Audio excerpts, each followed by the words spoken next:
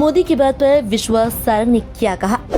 प्रधानमंत्री नरेंद्र मोदी की हालिया अपील के बाद मध्य प्रदेश के सहकारिता एवं खेल एवं युवा कल्याण मंत्री विश्वास कैलाश सारंग ने एक अहम और बड़ा फैसला लिया।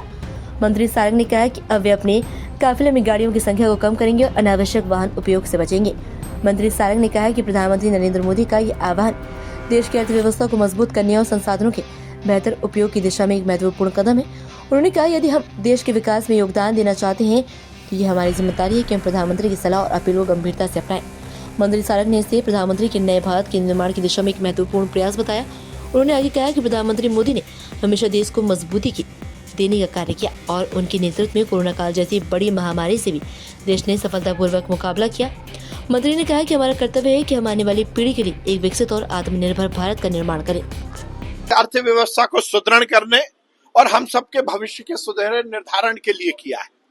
निश्चित रूप से यह हमारा दायित्व है कि यदि हम इस देश के लिए कुछ करना चाहते हैं तो प्रधानमंत्री जी की सलाह को, उनके आह्वान को स्वीकार करें।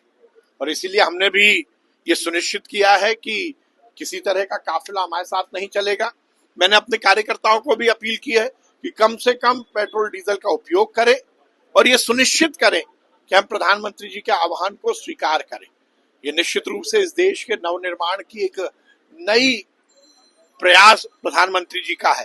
और वैसे भी नरेंद्र मोदी जी ने तो हर समय इस देश को खड़ा करने का काम किया।